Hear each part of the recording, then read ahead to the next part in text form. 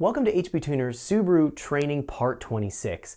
In this training tutorial, we're going to be focusing on how the Subaru Boost Control functions and works within the programming side of things. So we covered the basics in the last tutorial.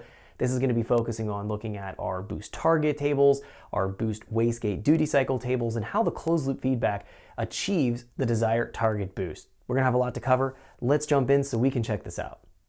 Okay, so let's get started. We're going to be taking a look at how the Subaru Boost Control works within the factory programming logic using our HP Tuner software. We're going to break down how the tables fit together and then going in and taking a look at using an Excel spreadsheet to help populate and build out the tables a little bit quicker. And then we're going to go look at some log data and our VCM scanners so we can go through what to look for and how to determine if our boost control system is calibrated right and if it's performing properly. Let's jump in here and talk about the flow of logic through the factory boost control routine. This is important to understand to know where it starts from in terms of going in and working in the closed loop type of system and control we have here, and then ending up at a duty cycle that we're sending to the boost control solenoid to manipulate the wastegate to achieve the target that we're after. So let's jump in here. So first things first, we're going to start off with our boost target table. This is the basis for all of the boost control routine. We're going to find this is a closed loop system, meaning the factory ECU is going to have a target to achieve for boost. It's going to take a look at the map pressure sensors that's fitted to the engine. It compares the boost target to the map pressure sensor. Depending on how far off they're going to be from each other, it'll then go through a set of calculations and trying to influence what the duty cycle is sent to the boost control solenoid to go in and regulate that valve travel for the wastegate to be able to bleed more or less exhaust pressure off, to spin the turbine wheel faster or slower, to slow down or speed up our compressor wheel to achieve the boost that we'd like in order to hit that target. So let's take a look at this and dig a little bit deeper. So the boost control target table, we can see this table here is based on a desired indicated torque on the top axes, and then on the side axes, it's based on engine speed.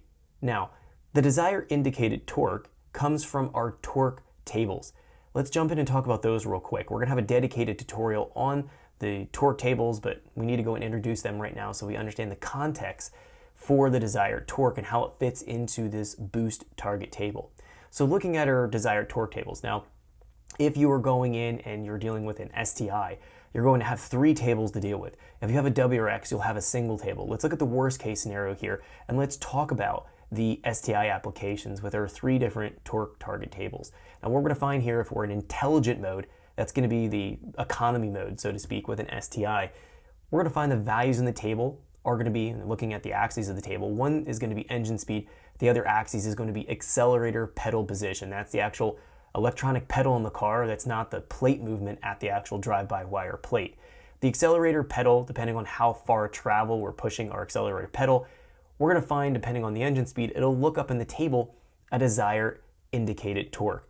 This is a lookup into the boost control routine, also into our throttle modulation of how the drive-by-wire works. Again, we're not going to get into that in this tutorial, but just understand that depending on the pedal travel, depending on the engine speed, and depending on the mode that you're in, so an intelligent to sport sharp, we will have different desired indicated torque levels. Now, again, taking a look in our intelligent table here, if we're at full throttle, we can see we're at 370, 360 Newton meters of desired indicated torque. What that's going to do, if we go back and take a look at the boost target table, that'll put us into a certain range of operation. That's going to be a lookup. So it looks up the desired indicated torque and essentially in the header into the breakpoint of the table. And we go downwards and look at the engine speed, and we'll figure out where that desired boost target's going to be at. So as our desired indicated torque changes, we'll have our boost target changing.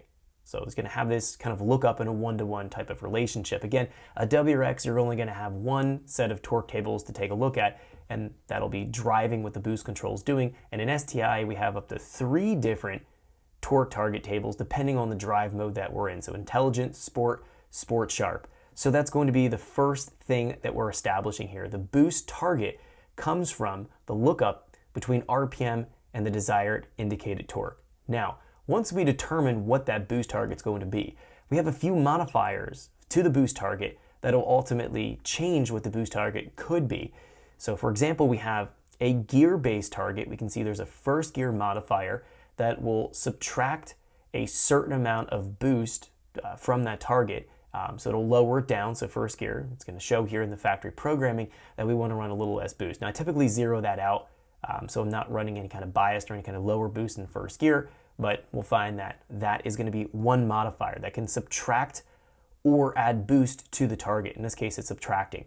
Now we also have a baro compensation table. The baro compensation takes a look at our baro pressure that changes with elevation. So as we go up in elevation, we'll find the baro pressure starts to fall, so we start to go towards the left side of the table. We're going to find this is a multiplying type of function. So 1.0 means that we're running the entire boost target coming from the lookup in the boost target table. And then as we go up in elevation, we see that multiplier starts to change. If we're multiplying it by 0.5, well, that drops our boost. Thanks for checking out our teaser clip. If you want to see the rest of this video and more than 500 hours of current EFI training we have to offer, make sure you click right here. If you want to go and check out more teaser clips from this training course, click here. And you don't want to miss any of the videos we're going to be releasing on this channel, so make sure you subscribe and click here. Thanks for watching, and I'll see you guys later.